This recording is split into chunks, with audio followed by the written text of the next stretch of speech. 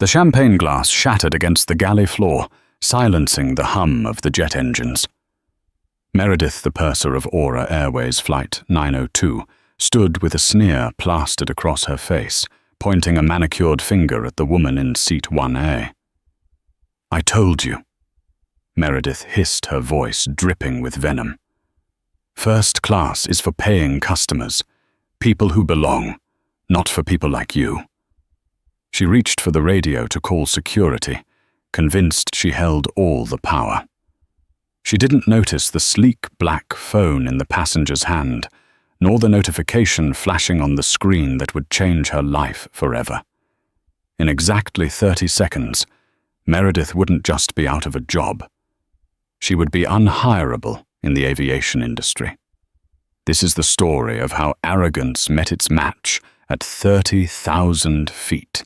The automatic doors of JFK's Terminal 4 slid open, admitting a gust of humid July air, and a woman who looked like she had just rolled out of bed, if that bed was draped in Egyptian cotton sheets and located in a penthouse overlooking Central Park.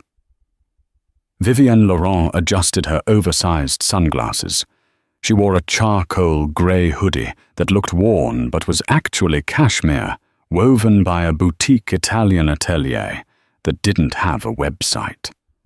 Her leggings were Lululemon, her sneakers were limited edition Yeezys, and her hair was pulled back into a messy bun that defied gravity.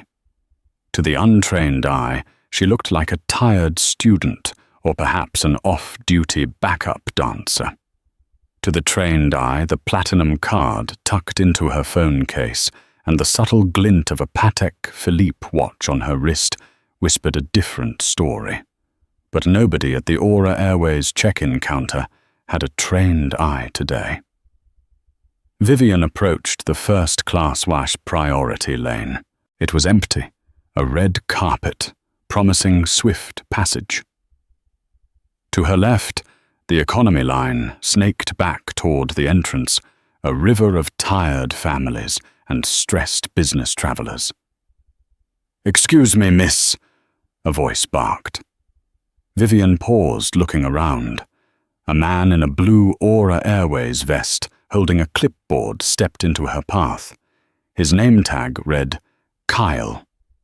He wasn't looking at her face. He was looking at her hoodie. "The economy line starts back there," Kyle said, pointing a thumb over his shoulder without making eye contact.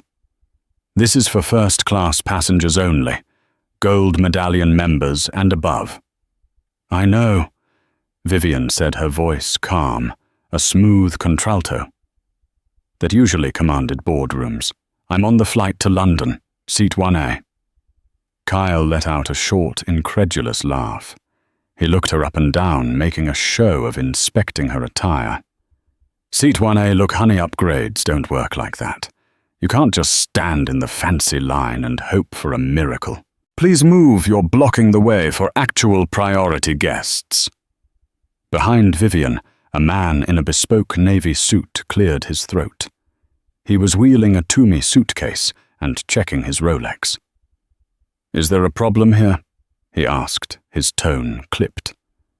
Kyle's demeanor instantly shifted from bulldog to golden retriever. "So sorry, Mr. Wentworth. Just clearing some debris. Please come right through."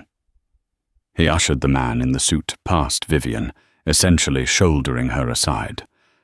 Vivian felt the familiar prickle of heat on her neck. It wasn't the first time she'd been dismissed, and it certainly wouldn't be the last. But today was different. Today she wasn't just Vivian Laurent, tech mogul and philanthropist. Today she was the newly appointed CEO of the holding company that had acquired Aura Airways 48 hours ago. The deal was finalized in a closed-door meeting in Geneva. The press release wouldn't go out until tomorrow morning.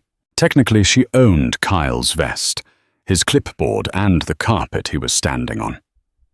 "I have a boarding pass," Vivian said, stepping back into the lane, blocking Mr. Wentworth's path. She pulled out her phone and held up the QR code. "Scan it." Kyle sighed, the sound loud and theatrical. He snatched the scanner from his belt, aiming it at her phone screen with the aggression of a weapon. "If this beeps, Red Security is escorting you out." Beep. A soft affirmative green light flashed. Kyle stared at the screen. "Passenger Laurent V, Seat 1A. Status invitation only." He blinked. The machine didn't lie, but his prejudice was louder than the technology. He handed the scanner back, his face souring. "Machine must be glitching, or you know someone in the system." He didn't apologize. He didn't offer to take her bag. He just jerked his head toward the counter. "Go, but don't expect them to be as nice as I am inside." Vivian walked past him, her face impassive. "I don't expect niceness, Kyle," she murmured as she passed. "I expect competence, and I see we're already at a deficit." She moved toward the security checkpoint, her mind already cataloging the interaction. Strike one. The plan was simple, a secret shopper experience. The board was concerned about declining service ratings and allegations of discrimination on Aura's transatlantic routes. They wanted hard data. Vivian, with her youthful face and casual style, was the perfect mole. She breezed through security, TSA pre-check, didn't care about hoodies, and made her way to the Aura first-class lounge. The receptionist at the lounge, a younger woman named Sarah with bright eyes, scanned her boarding pass and smiled genuinely. "Welcome, Ms. Laurent. We have a private cabana open if you'd like to shower before the flight, or the dining area is serving a lobster bisque." Finally, Vivian thought. Someone doing their job. "Just a corner seat and some sparkling water, thank you." She sat in the far corner of the lounge, observing. The lounge was a sanctuary of beige leather and soft jazz. Businessmen spoke in hushed tones about mergers. Wealthy matrons adjusted their jewelry. Vivian opened her laptop, not a standard MacBook, but a heavily modified secure terminal she used for corporate espionage prevention. She began typing a report. Subject Ground Staff Assessment. JFK Terminal 4. Employee Kyle check-in. Incident profiling based on attire/race. Refusal of service. Aggressive demeanor. Recommendation termination. She hit save. One down. But the real test was the flight itself. Aura Airways prided itself on its skies of gold service. The cabin crew on the London route were supposed to be the elite, the crème de la crème. An announcement chimed over the speakers. Aura Airways Flight 902 to London Heathrow is now boarding. We invite our first-class passengers to board at Gate B12. Vivian closed her laptop. She took a deep breath. She had a feeling the turbulence was going to start long before takeoff. The jet bridge was cool and smelled of aviation fuel and recycled air. Vivian walked down the incline, her heart rate steady, but her senses on high alert. Ahead of her walked Mr. Wentworth, the man from the check-in line. He was on his phone, loudly complaining about riffraff in the priority lane. At the aircraft door, 2 flight attendants stood like sentinels. One was a younger woman, blonde and nervous-looking, named Chloe. The other was the purser, the head flight attendant. Her name tag read Meredith. Meredith was a study in severe grooming. Her uniform was tailored within an inch of its life. Her scarf was tied in a knot so tight it looked painful, and her hair was lacquered into a helmet of hairspray. She had a smile that didn't reach her eyes. It was a barrier, not a greeting. "Welcome aboard, Mr. Wentworth," Meredith cooed as the man in the suit approached. She practically curtsied. "It is so good to see you again. Seat 2A as always. Let me take your jacket." "Good to see you, Meredith. Keep the champagne coming, it's been a week." Wentworth grunted, stepping inside. Vivian stepped up next. Meredith's smile vanished. It didn't fade. It was deleted. She looked at Vivian, then looked past her, scanning the jet bridge for more passengers. When she realized no one else was immediately behind Vivian, she looked back annoyed. "Boarding pass," Meredith demanded handout. "No welcome, no hello." Vivian held out her phone again. Meredith didn't scan it immediately. She looked at the screen, then at Vivian. "This is a first-class boarding pass." "Yes," Vivian said. "I know." "You must be mistaken," Meredith said, her voice dropping to a patronizing register, the kind used for unruly toddlers. "The upgrade list didn't clear anyone today. The cabin is full. You probably have a seat in premium economy, and the app is glitching. Economy is down the second aisle to the right." "I purchased this seat," Vivian said, her voice hardening. "Full fare. Check your manifest." Meredith huffed an ugly sound for someone in customer service. She looked at the tablet in her hand. She scrolled down her manicured nail, tapping the glass aggressively. She stopped. Her eyes narrowed. "Vivian Laurent," she read. She looked up, suspicion written in every line of her face. "You're the 1A. "That's me." Meredith stared at her for a long, uncomfortable second. She looked at the hoodie. She looked at the sneakers. She looked at Vivian's skin, her dark complexion contrasting with the pale interior of the cabin. "Well," Meredith said, barely concealing her disgust. "I need to see identification, and the credit card used to book the flight."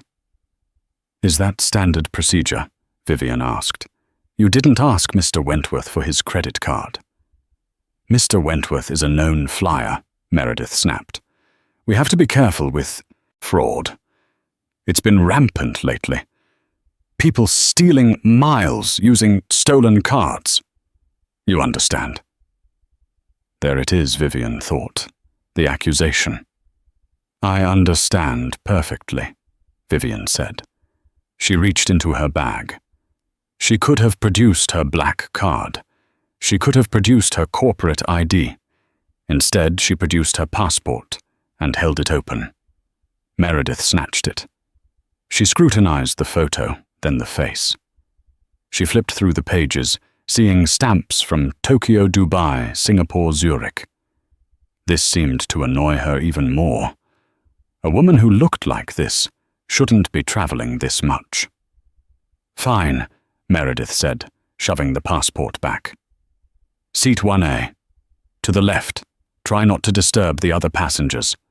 They're here to rest." Vivian took her passport. "I'll do my best." She walked into the first-class cabin.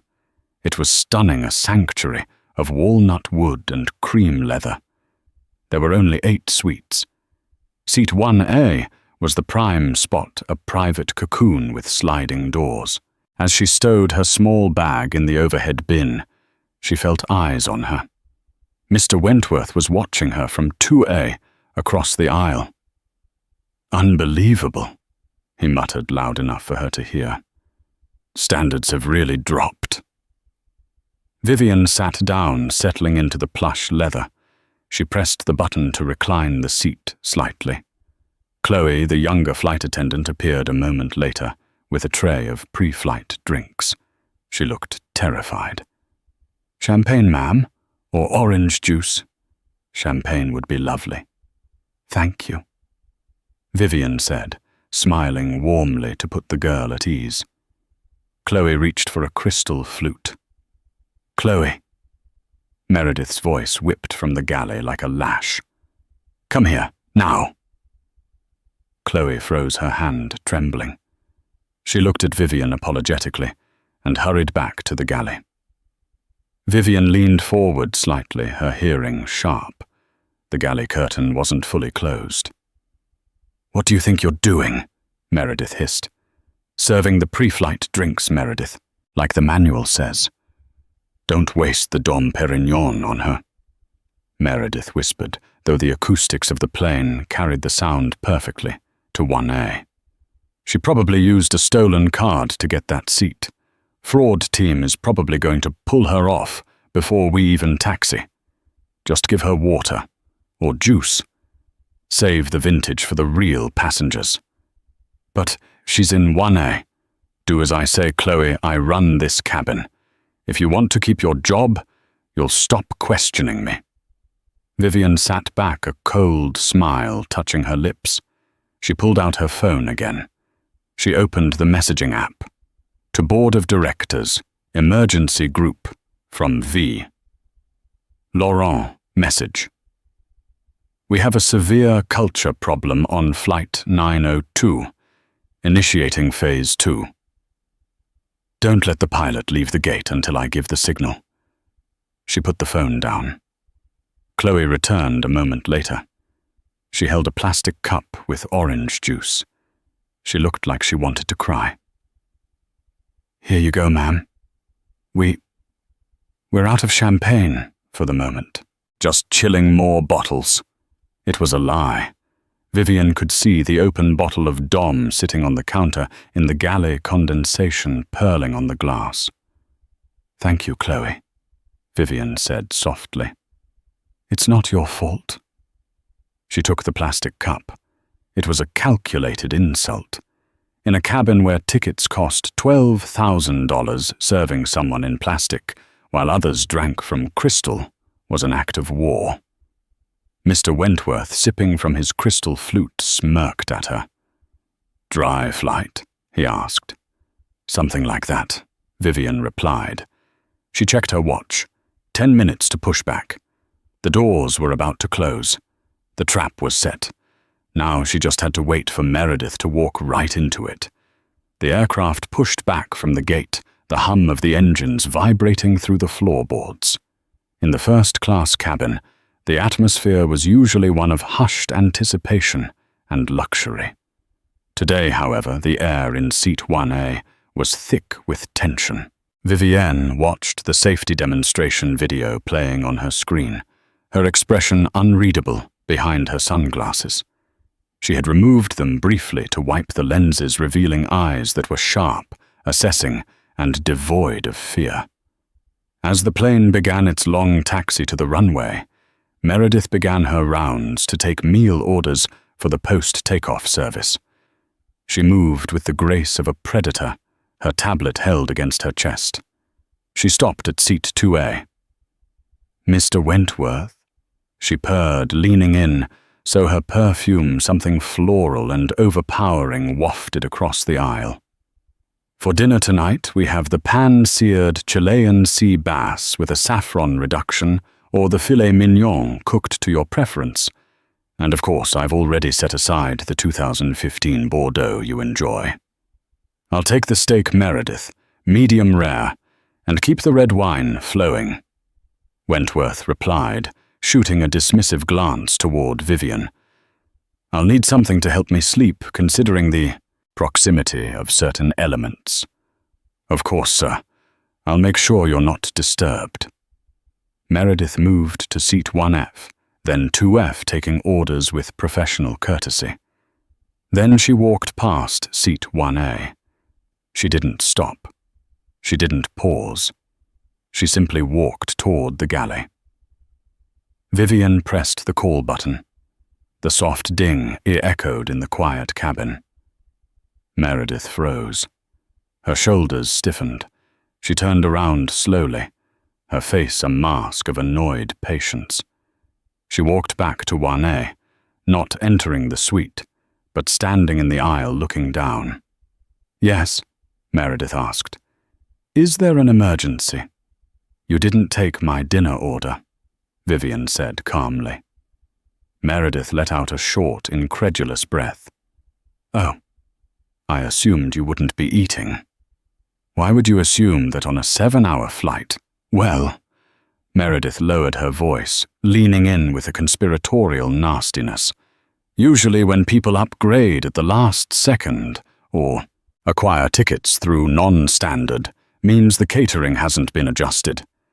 We only have enough gourmet meals for the manifest list confirmed 24 hours ago. I can't take a steak from Mr. Wentworth to give to you, can I? I booked this ticket 3 days ago. Vivian lied smoothly. She had actually booked it that morning. morning, but as the owner, her preference profile was hard-coded into the system to override inventory counts. My profile requests the vegan option. We don't have any vegan options left. Meredith lied, not even checking her tablet. I can bring you some crackers from the snack basket, or maybe there's an extra economy meal, chicken or pasta, but you'll have to wait until the main service is done. I prioritize my full-fare guests. I am a full-fare guest. Vivian repeated, her voice dropping an octave, becoming dangerous. And I know for a fact that Aura Airways stocks 2 spare first-class meals for crew consumption or emergencies on every transatlantic flight. Regulation 14B of the service manual. Meredith's eyes widened slightly. She hadn't expected the passenger to quote the manual, but her arrogance quickly overrode her caution. Regulation 14B, Meredith scoffed, applies to paying customers. And as for crew meals, those are for the crew. Who work? I'm not giving up my break meal for you. She straightened up, smoothing her skirt. Crackers, or nothing. Your choice. And take off those sunglasses. It's dark in here, and it makes you look suspicious. I'll wait, Vivian said, for the outcome. The outcome? Meredith frowned. The outcome of this service, Vivian clarified. You may go. Meredith bristled at being dismissed. She glared at Vivian for a heartbeat longer, then spun on her heel and marched to the galley. Vivian could hear her voice, loud and complaining, speaking to Chloe. Can you believe the entitlement? Regulation 14B. She probably used to clean planes or something, that's how she knows. Keep an eye on her, Chloe. I don't want her wandering around the cabin. Vivian pulled out her phone. The plane was taxiing, but the Wi-Fi was active. She opened the internal Aura Airways HR portal. She had administrator access. She navigated to the personnel file for Meredith Vane. Employment start date, August 2012. Performance reviews. Mixed. High marks for punctuality. Multiple complaints regarding attitude and condescension flagged by economy passengers, but never acted upon.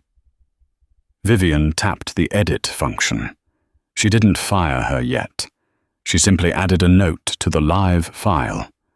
Subject actively violating Code of Conduct, Section 4 Discrimination and Section 7 Theft of Service. Monitoring in progress. She looked across the aisle. Mr. Wentworth was staring at her. You know, he said, his voice dripping with unsolicited advice. You catch more flies with honey. Meredith runs a tight ship. You shouldn't antagonize her. It's a privilege to be up here. You should act like you appreciate it. A privilege is something unearned, Mr. Wentworth, Vivian replied coolly. A service is something I paid for. There is a distinction. Perhaps you're too used to privileges to notice the difference. Wentworth turned a shade of beet red. He scoffed and turned his back to her, opening his newspaper.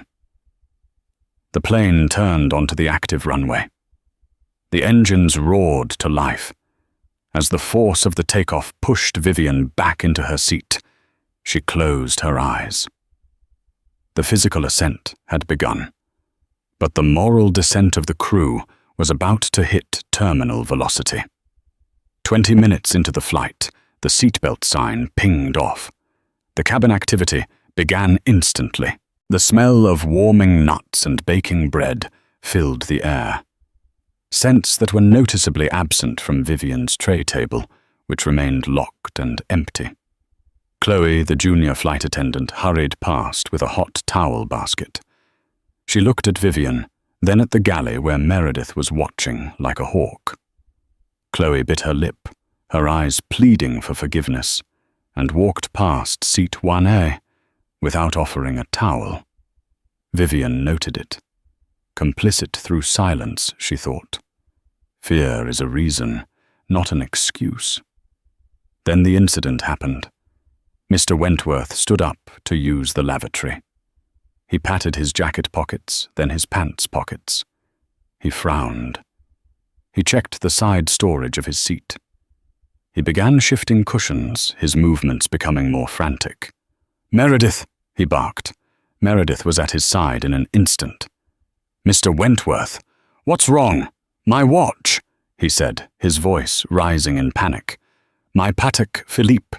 I took it off right after takeoff to get comfortable. I put it right here on the center console. It's gone."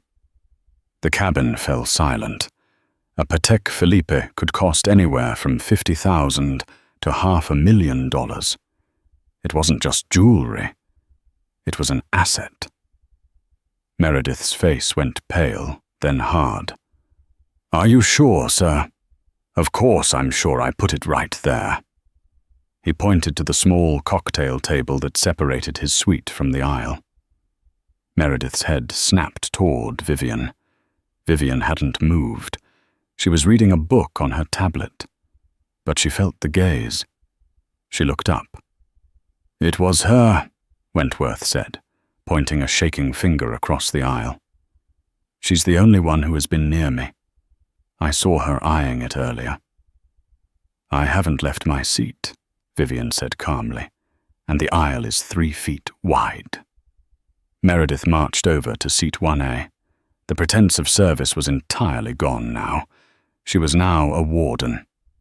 "Stand up," Meredith commanded. "Excuse me. Stand up." Meredith's voice was loud enough that passengers in rows 3 and 4 were now craning their necks. "Mr. Wentworth is missing a valuable item. You are the only person who could have taken it. I need to search your seat and your person." "You have absolutely no authority to search my person," Vivian said, her voice like ice. "That is a matter for law enforcement. If you accuse me of theft, you better be prepared for the legal consequences of being wrong. I am the purser on this aircraft. I have authority over cabin safety. A thief is a safety threat." Meredith improvised, desperate to please her high-status passenger. "Now empty your pockets and that hoodie, and give me your bag." "No," Vivian said. "If you don't cooperate," Meredith threatened, "I will have the captain restrain you. We have zip ties for unruly passengers. Do you want to arrive in London in cuffs, or do you want to give the watch back now and maybe we won't press charges?" "I don't have the watch, Meredith." "Liar!" Wentworth shouted. "She's got it." "Look at her. She probably does this for a living. Airport scams. She forced her way into the priority line. She forced her way onto the plane, and now she's robbing us." Meredith reached out and grabbed Vivian's handbag from the overhead bin, which was open. "Don't touch that," Vivian warned. It wasn't a plea. It was an order. Meredith ignored her. She dumped the contents of the bag onto Vivian's lap. A laptop, a charger, a small makeup kit, and a wallet fell out. No watch. "It's in her pockets," Meredith hissed. "Chloe, get the captain. Tell him we have a level 2 security situation. Theft and non-compliance." Chloe stood frozen in the aisle, looking between the furious Meredith, the red-faced Wentworth, and the eerie calm of Vivian. "Go!" Meredith screamed. Chloe ran toward the cockpit. Vivian slowly picked up her wallet from her lap. She dusted it off. She looked Meredith dead in the eye. "You have just made the biggest mistake of your career," Vivian said softly. "You violated my personal property. You publicly defamed me. And you are profiling me based on race and attire." "I'm profiling you based on behavior," Meredith yelled. "You don't belong here." Suddenly, the intercom crackled. "Ladies and gentlemen, this is the captain speaking." The voice was deep and serious. "We have a report of a disturbance in the forward cabin. I'm going to ask everyone to remain seated with their seatbelts fastened." The plane didn't bank or descend, but the mood shifted. This was serious. Vivian picked up her phone. She didn't care about the airplane mode rule anymore. She activated the satellite data connection, a feature reserved for the cockpit, but accessible via her encrypted device. She dialed a number. Yes, connect me to Captain Miller on Flight 902 via the emergency dispatch channel. Authorization code Oscar Zulu 11. Override whatever he is doing. Meredith stared at her. Who are you talking to? Put the phone away. That is a federal offense. Vivian ignored her. She waited 3 seconds. Then the cabin intercom clicked off, but the phone in the galley, the interphone used by the pilots to talk to the crew, rang loudly. 5 sharp rings. The emergency pattern. Meredith looked confused. She looked at the phone, then at Vivian. Answer it, Meredith, Vivian said. Meredith hesitated, then walked to the wall unit and picked up the receiver. Cabin Meredith speaking. Vivian watched Meredith's face. It went from angry to confused to absolutely bloodless in the span of 10 seconds. Captain, Yes, there is a passenger. She what? Meredith looked at Vivian. Her hand started to shake. The receiver rattled against her ear. I don't understand. She's sitting right here. She's wearing a hoodie. Meredith listened for another moment. She swallowed hard. Yes, Captain. Yes, immediately. Meredith hung up the phone. She looked like she was about to vomit. The plane began to bank sharply to the left.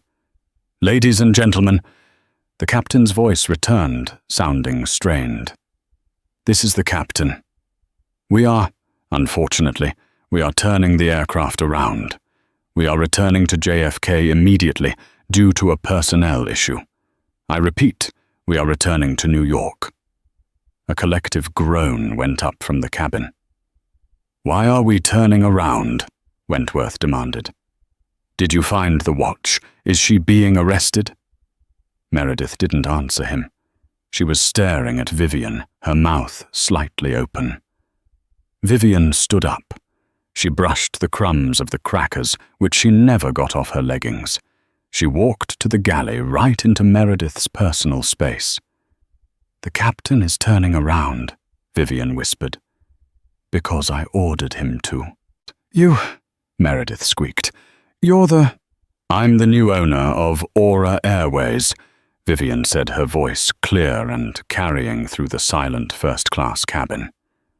And I don't tolerate racists on my payroll. She turned to the stunned cabin.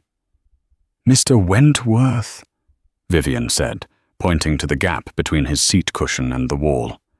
Your watch slid down the side. I saw it slip when you adjusted your blanket. Wentworth jammed his hand down the gap. He pulled out the Patek Philippe. The silence that followed was deafening. Now, Vivian said, checking her own watch. We land in 20 minutes, Meredith. I suggest you use this time to pack your personal belongings, because when those doors open, you are not leaving as a crew member. You are leaving as a liability. The flight back to New York was shorter than the outbound leg, but inside the cabin time seemed to stretch into an agonizing eternity. The atmosphere in first class had shifted from a clubby exclusive cocktail party to a funeral wake. The silence was absolute. No one spoke. The only sound was the hum of the air conditioning and the occasional nervous clinking of glass from the galley where Meredith and Chloe were hiding. Meredith sat on the jump seat, her face buried in her hands. The facade of the imperious, untouchable purser had crumbled, leaving behind a terrified woman who realized she had just insulted the person who signed her paychecks. She kept replaying the interaction in her head, desperately looking for a loophole, a way to spin the narrative. Maybe I can say I was following security protocol. Maybe I can say she was acting erratic. But then she remembered the call to the captain. the immediate turnaround. The sheer power required to divert a transatlantic flight was something she couldn't comprehend. In seat 2A, Mr. Wentworth was undergoing his own personal crisis. He stared at the Patek Philippe watch, now back on his wrist. It felt heavy. It felt like a shackle. He looked across the aisle at Vivian. Vivian had returned to her work. She was typing furiously on her secure laptop, her fingers flying across the keys. She wasn't just checking emails. She was dismantling the hierarchy of the JFK base. She was pulling logs reviewing surveillance footage from the check-in counters, which was being streamed to her in real time, and drafting legal notices. Wentworth cleared his throat. It sounded like a gunshot in the quiet cabin. Miss Laurent, he stammered. Vivian didn't look up. Mr. Wentworth, unless you are choking, I suggest you remain silent. You've done enough talking for one flight. I just wanted to say... He pushed on his voice, trembling with a mix of shame and fear of litigation. I made a mistake. The watch. It must have slipped. I shouldn't have jumped to conclusions. I hope you won't hold this against me. I'm a platinum partner with the airline. Vivian stopped typing. She slowly turned her head.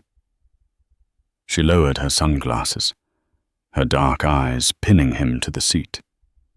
You didn't make a mistake, Mr. Wentworth. You made a choice, she said, her voice calm but devastating. You chose to believe that a black woman in a hoodie could only be a thief. You chose to weaponize the crew against me. You chose to humiliate me because my presence disrupted your worldview of what wealth looks like. I didn't mean it like that, he protested weakly. You meant exactly that, she cut him off. And as for your platinum status, I wouldn't worry about it. Why? Because as of 5 minutes ago, Vivian said, tapping a final key on her laptop, I've revoked it. You are banned from Aura Airways for life, effective upon touchdown. Wentworth's jaw dropped. You can't do that. I spend $200,000 a year with this airline, and I spent $4 billion buying it, Vivian replied, turning back to her screen. I think my vote counts more. Enjoy your final moments in first class. The return trip will be on a different carrier. I hear the bus to Newark is quite affordable. Wentworth slumped back in his seat, defeated. The other passengers in first class, who had watched the exchange with wide eyes, immediately pretended to be asleep or engrossed in their books. No one wanted to be next on the chopping block. The intercom crackled. Cabin crew, prepare for landing, Captain Miller's voice said. He sounded exhausted. As the plane descended through the clouds, the Manhattan skyline appeared in the distance, grey and imposing. Usually a return to the gate was routine. But as the plane touched down on the tarmac, the passengers noticed something unusual. They weren't taxiing to a normal gate. They were being directed to a remote stand far away from the terminal. And looking out the window, they could see why. A convoy of black SUVs was waiting on the tarmac. Next to them were 2 Port Authority police cruisers with lights flashing silently. And standing in front of the vehicles was a group of people in sharp business suits, looking very serious. Meredith peeked out the porthole in the galley door. Her blood ran cold. She recognized the woman standing at the front of the group on the ground. It was Director Graves, the global head of human resources for Aura Airways, a woman known as the Grim Reaper among the staff because she only showed up for mass layoffs or executive terminations. "Oh God," Meredith whispered. "Graves is here." Chloe was crying silently. "What are we going to do, Meredith?" "Shut up." Meredith snapped, though there was no heat in it. "Just fix your scarf. Stand up straight. Deny everything. It's her word against ours. We have union rep rights." The plane came to a halt. The engines whined down. The fasten seatbelt sign turned off. Usually there is a rush to get bags. Today nobody moved. The passengers sensed that they were in the middle of a scene from a movie, and they wanted to see the ending. The forward door opened. Captain Miller stepped out of the cockpit. He looked at Meredith, then at Vivian in 1A. He didn't say a word to his crew. He walked straight to Vivian's seat. "Ms. Laurent," the captain said, removing his cap. "We have arrived. The stairs are attached. Director Graves is waiting for you." Vivian unbuckled her seatbelt. She stood up, stretching her legs. She picked up her bag, the one Meredith had dumped out. "Thank you, Captain," she said. "You flew well. I listened to the cockpit voice recorder data on the way back. You tried to question Meredith's assessment of the threat 3 times before she lied to you about my behavior. You are cleared." The captain let out a breath he seemed to have been holding for an hour. "Thank you, ma'am." Vivian turned to the galley. "Meredith, Chloe, grab your bags. You're coming with me." "We have post-flight checks to do." Meredith tried to argue, clinging to procedure like a life raft. "No," Vivian said. "You don't, because you don't work on this aircraft anymore. Move." She walked to the open door, the cool New York air hitting her face. She stepped out onto the metal stairs. Flashbulbs went off passengers inside the terminal, and ground crew were filming. The Queen had returned to her court, and heads were about to roll. The wind on the tarmac was brisk, whipping Vivian's hoodie around her frame as she descended the stairs. Despite her casual attire, she projected more authority than anyone in a suit. Director Graves, a tall woman with steel grey hair and glasses that looked like they could cut glass, stepped forward. She was flanked by 2 large men from corporate security. "Ms. Laurent," Graves said, extending a hand. "I received your data packet. We've already processed the files." "Good," Vivian said, shaking the hand firmly. "Let's get this over with. I have a board meeting at 4. Behind Vivian, Meredith and Chloe stumbled down the stairs. They looked small and exposed on the vast tarmac. "Director Graves," Meredith said, her voice shaking. I can explain. There was a security concern regarding a passenger who—" "Save it, Meredith," Graves said, her voice flat. She held up a tablet. "Ms. Laurent sent us the audio recording from the cabin. We heard everything. The refusal of service, the profiling, the false accusation of theft, the lies to the captain." Meredith's face crumpled. "But she was wearing a hoodie. She looked—" "She looked like a customer," Graves interrupted. "A customer who pays your salary, or rather, used to." Graves nodded to the security officers. One of them stepped forward, holding a plastic bin. "Meredith Vane," Graves announced formally, her voice carrying over the wind. "Effective immediately, your employment with Aura Airways is terminated for gross misconduct violation of the anti-discrimination policy and endangerment of flight operations. Hand over your badge, your company ID, and your perimeter access key card." "You can't do this here," Meredith shrieked, looking around at the ground crew who had stopped loading luggage to watch. "I have rights. I want my union rep—" "Your union contract has a clause for malicious conduct," Vivian interjected, stepping closer.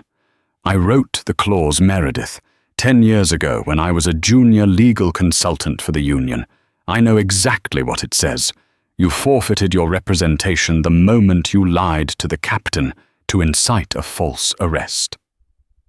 Meredith looked at Vivian, really looking at her for the first time. She saw the intelligence, the power, and the absolute lack of sympathy in Vivian's eyes. With trembling hands, Meredith unpinned her wings, the silver wings she had worn for 12 years. She dropped them into the plastic bin. Then her ID. Then her keycard. "You are now a trespasser in a secure area," the security officer said. "We will escort you to the public side of the terminal. You will be mailed your personal effects from your locker." "And Chloe?" Vivian asked, turning to the younger flight attendant. Chloe was sobbing openly now. "I'm sorry," she gasped. "I'm so sorry. I was just scared of her. She said she'd have me fired if I didn't listen." Vivian studied the girl. She saw fear, not malice. But fear was dangerous in the sky. "Director Graves," Vivian said. "Chloe is suspended for 3 months, unpaid." Chloe looked up, shocked she wasn't fired. "During that time," Vivian continued, "you will attend the mandatory sensitivity retraining program and you will retake the assertiveness course for cabin crew. You need to learn that your duty is to the passenger and the safety of the plane, not to a bully senior purser. If you pass, you can come back on probation. If you fail, you're out." "Thank you," Chloe whispered. "Thank you so much." "Don't thank me yet," Vivian said. "It's going to be the hardest 3 months of your life." Just then a commotion came from the terminal doors near the gate. A man was being led down the stairs by another security team. It was Kyle, the gate agent. He looked confused and angry, still holding his clipboard. When he saw the scene on the tarmac, the black SUVs, the crying flight attendants, and the woman in the hoodie standing next to the director of HR, he stopped dead. "What is going on?" Kyle demanded. "I was in the middle of boarding the London flight. Why am I being dragged down here?" Vivian turned to him. She took off her sunglasses completely. "Hello, Kyle," she said. "Remember me. I'm the glitch in the system." Kyle's eyes widened. He looked at Meredith, who was being led away in tears. He looked at Vivian. The realization hit him like a physical blow. You're the 1A, he stammered.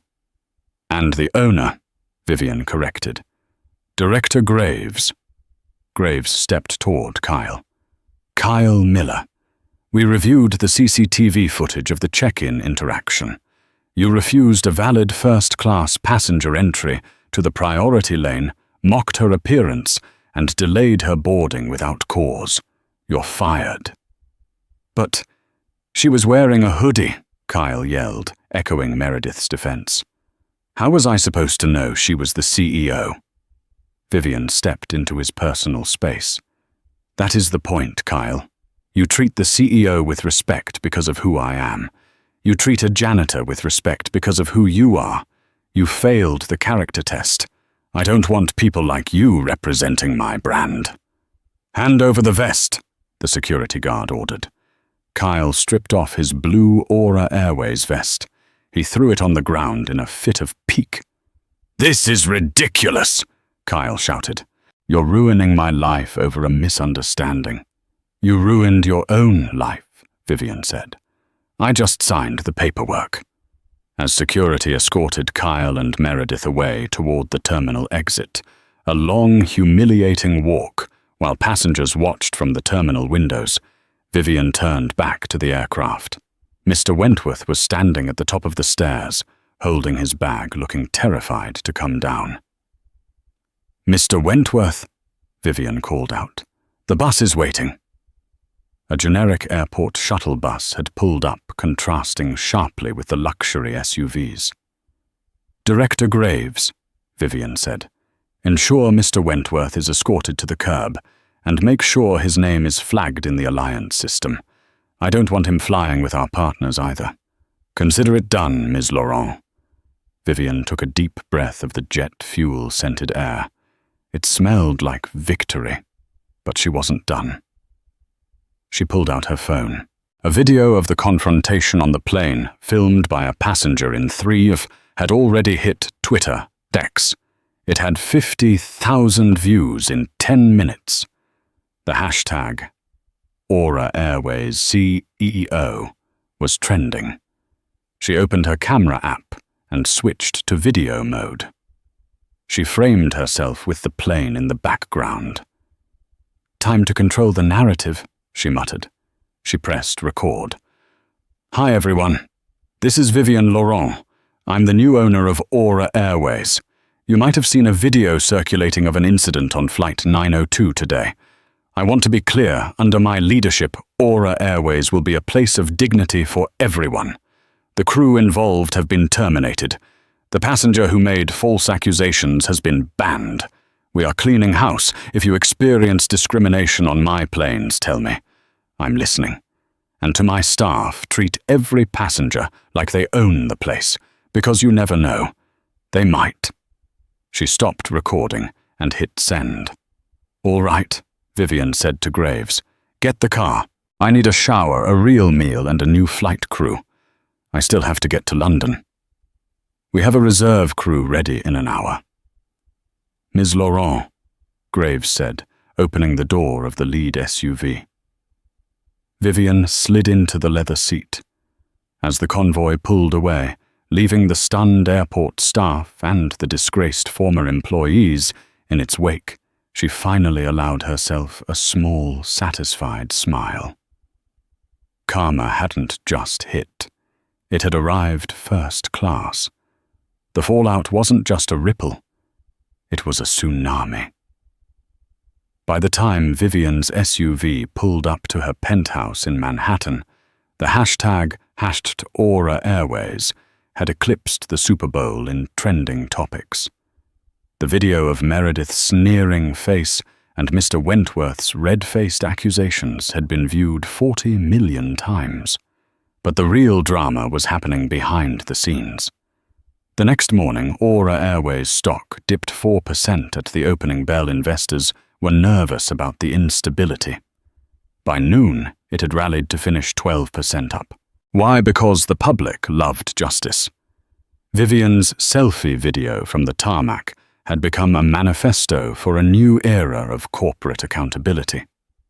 Vivian didn't stop at the airport. 2 days later, she convened an emergency all-hands meeting at Aura's headquarters. She projected the check-in security footage of Kyle onto a screen the size of a cinema. "This," Vivian told the assembled executives, "is costing us money. Not because we lost a customer, but because we lost our dignity. We are rebranding. No more exclusionary luxury. Our new motto is excellence for everyone." She fired 3 regional managers that day who had ignored previous complaints about Meredith. The message was clear.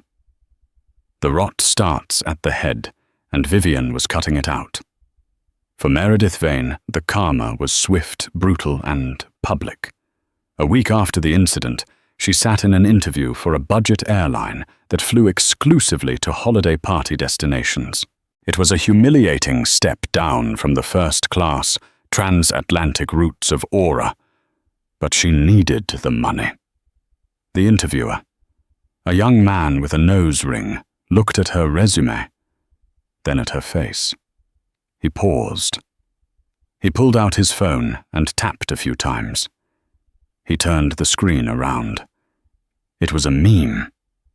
A screen capture of Meredith's face from the viral video distorted and captioned, "The face of Karen Eyre." "Is this you?" the interviewer asked. Meredith's throat went dry. That was a misunderstanding. I was following protocol." "Yeah, we don't hire memes," he said, standing up. "Especially not ones that hate customers. You're blacklisted, Ms. Vane. The flight attendant union won't touch you. I doubt you'll get a job handing out peanuts at a circus, let alone on a plane." Meredith walked out into the rain, her career in aviation incinerated. 6 months later, she was spotted working the drive-thru at a fast food joint near Queens. One afternoon, a customer in a hoodie complained that his fries were cold. Meredith started to argue, then stopped. She looked at the hoodie. She shut her mouth, handed him fresh fries, and apologized. She had learned her lesson, but the tuition had cost her everything. Mr. Wentworth fared no better. He was a partner at a boutique investment firm. The morning after the flight, he arrived at his office to find his keycard deactivated. Security met him in the lobby. Not the friendly guards he used to joke with, but a new team. They handed him a box.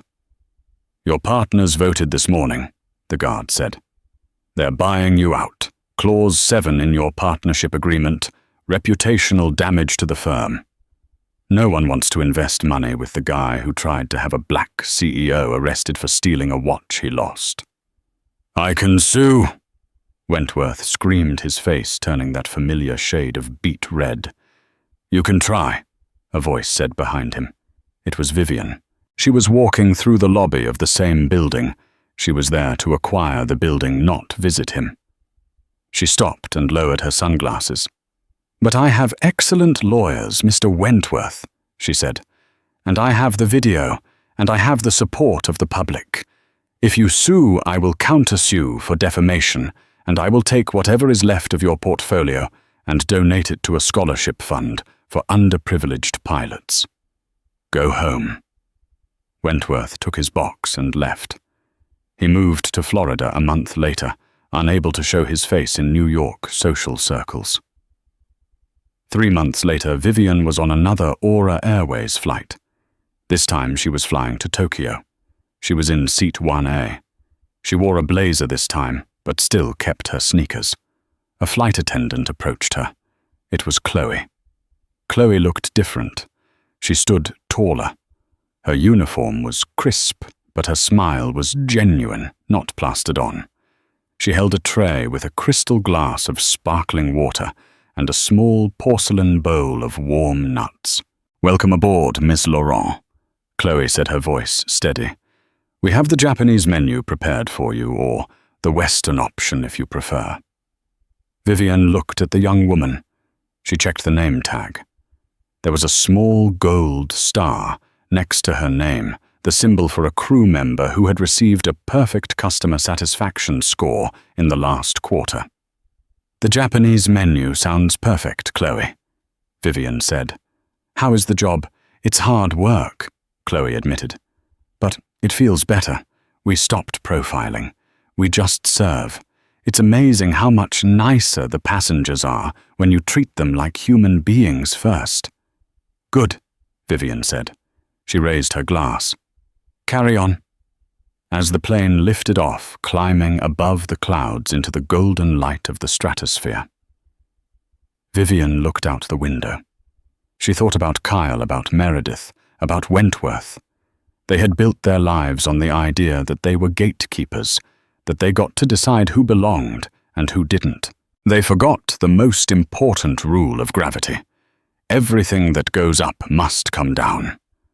But for those who stay grounded even when they're at 30,000 feet, the sky is the limit. Vivian closed her eyes and finally truly relaxed. The turbulence was over. And that is how Vivian Laurent turned a flight from hell into a masterclass in justice. It serves as a brutal reminder you never know who you are talking to. The person in the hoodie might own the building. The quiet woman in the corner might be your boss. Arrogance is a heavy bag to carry, and eventually they will make you check it at the gate.